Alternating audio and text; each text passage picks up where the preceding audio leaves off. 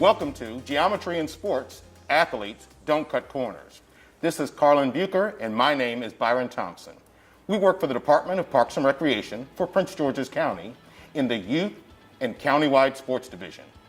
Carlin and I are in charge of providing youth sports competition and skill development programming. The Youth Sports Division was born from an idea of our county executive, Angela Alsobrooks, and developed by the leaders from the Department of Parks and Recreation. The division is responsible for coordinating youth and adult sports leagues. We also offer sports-specific training classes. The division has a health and wellness component that provides programming for all ages. We are also responsible for the operation of the Sugar Ray Leonard Boxing Center.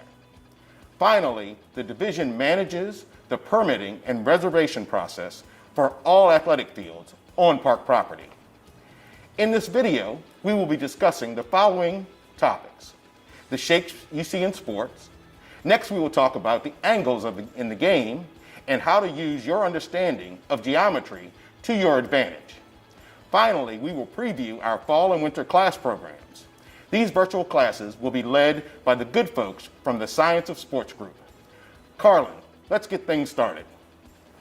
Here's a trivia question to get things started.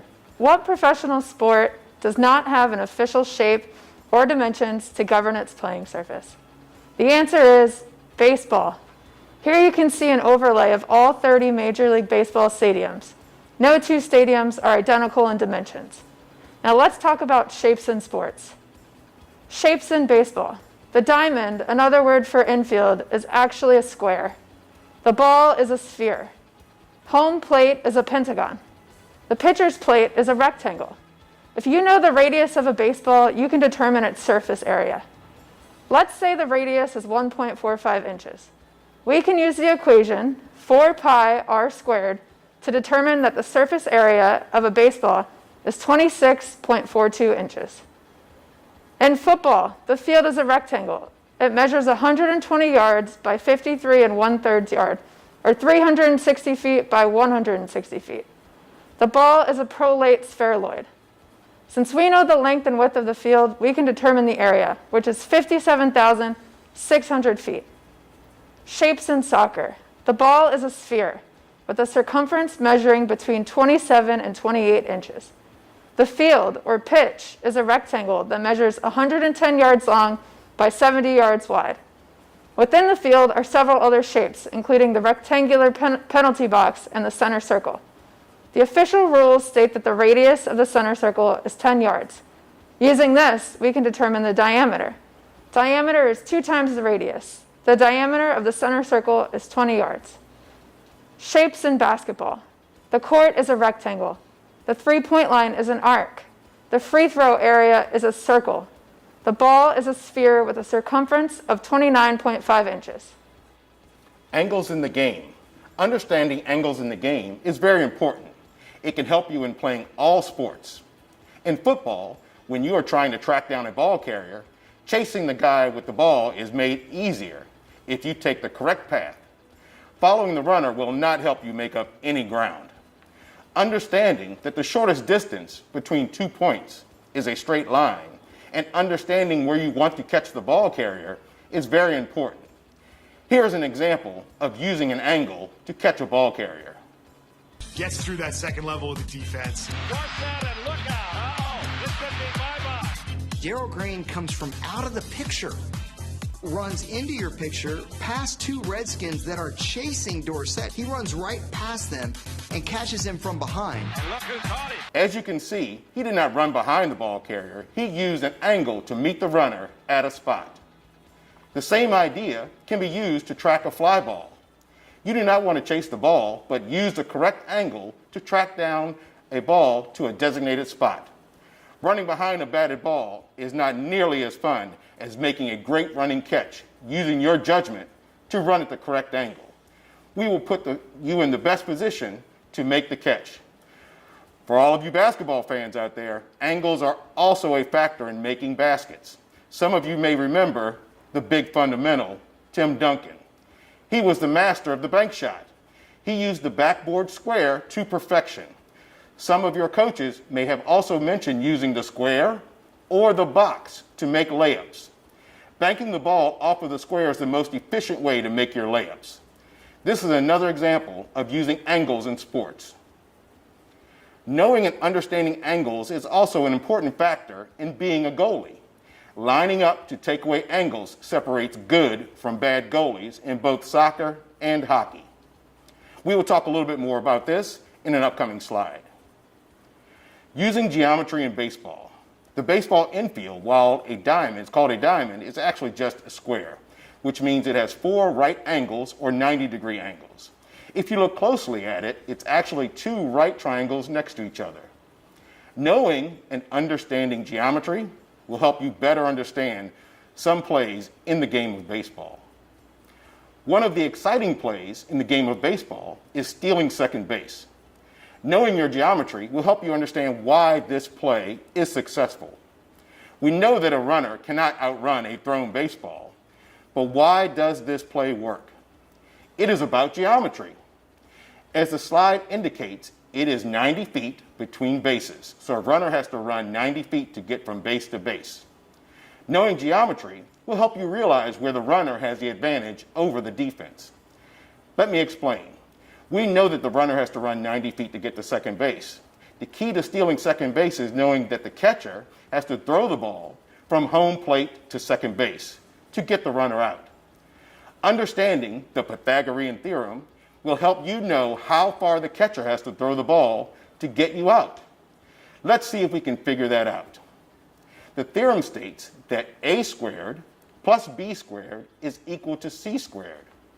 Looking at the triangle that makes up home plate to first base, then to second base, with the hypotenuse going back to home plate, we can calculate the distance of that throw.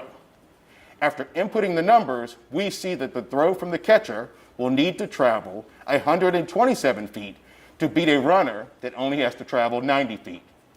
A runner's speed and their ability to get a good lead gives them a chance to steal that base during the game. Let's see some of that in action. In a third-string kicker for the football team, though. There goes the runner. And the throw down on a hop. First Major League stolen base for Carlos Correa. He's 3-0 coming in with a 3.21. There goes Ellsbury. The pitch from his knees. Kratz will throw, and it'll hit Ellsbury. Now 1 on for Daniel Nava. Runner goes, and Ellsbury has got his second theft of the night again. The ball hits him. Using geometry in soccer, understanding geometry, and knowing your angles really comes into play during the game of soccer. Offensive players want to get to a position in front of the goal that gives them the best chance to score.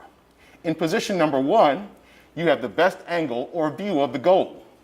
Scoring from this point is your best advantage over the goalie. As you move left or right, you are narrowing your angle and your view of the goal. Making your shot is harder to get past a goalie. Defenders and goalies are taught to narrow those angles for the offense. Making shots from those wider angles is a lot tougher. Understanding the strategy separates good players from great players. Carlin, why don't you introduce what we have on tap for the fall?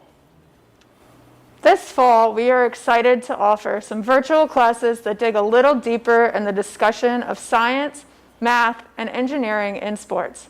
The good folks from the Science of Sports will be leading these virtual sessions. Each month, we'll offer a different sport. Choose your favorite or sign up for all 3. Let's take a look at a preview of these classes.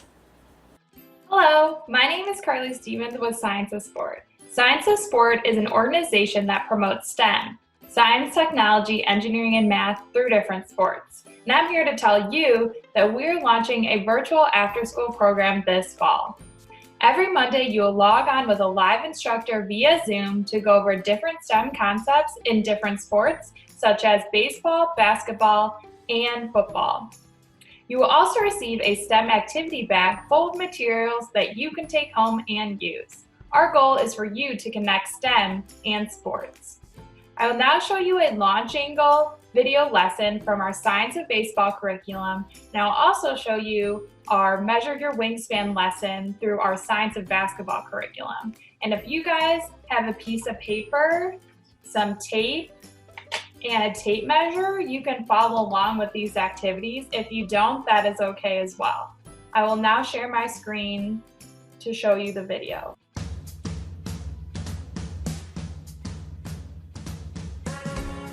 Welcome back to the Science of Sport video series, where we bring math and science to life through sports.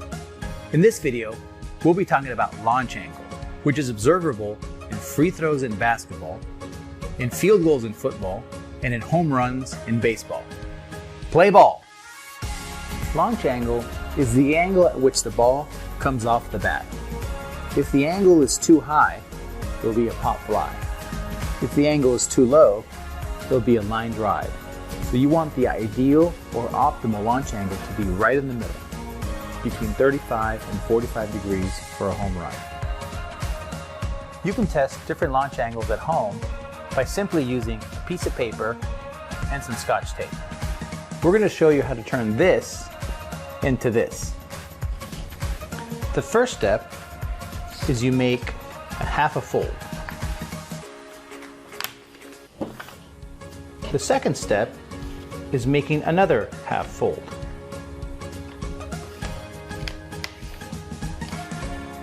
The third step is folding the paper into itself to form a triangle.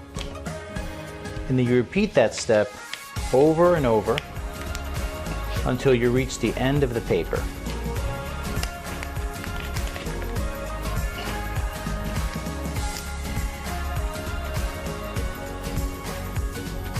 The final step is putting a piece of Scotch tape, masking tape, or painter's tape works fine too, to close the triangle. And now you're ready to flick.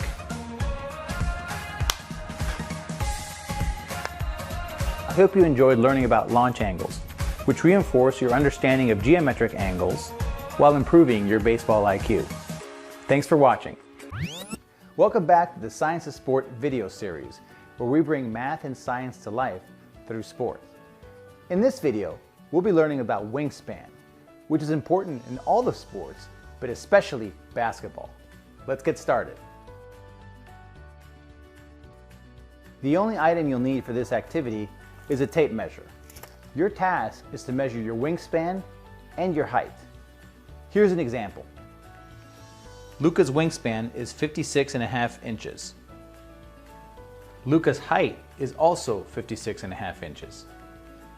Once you've measured your height and wingspan, try measuring other people around you, adults and kids included. Collect all that information and plot it on this XY coordinate, with height on the horizontal axis and wingspan on the vertical axis. One of the things you'll notice is that there's a linear relationship between height and wingspan. But not everyone's height equals their wingspan. New York Knicks great and Hall of Famer Patrick Ewing was 7 feet tall, but had an 8-foot wingspan. I hope you enjoyed learning about wingspan while sharpening your math skills and improving your basketball IQ. Until next time. I hope you guys learn more about the connection between STEM and sports, and I hope you sign up this fall. Next time you watch a baseball, basketball, or football game, notice the different launch angles.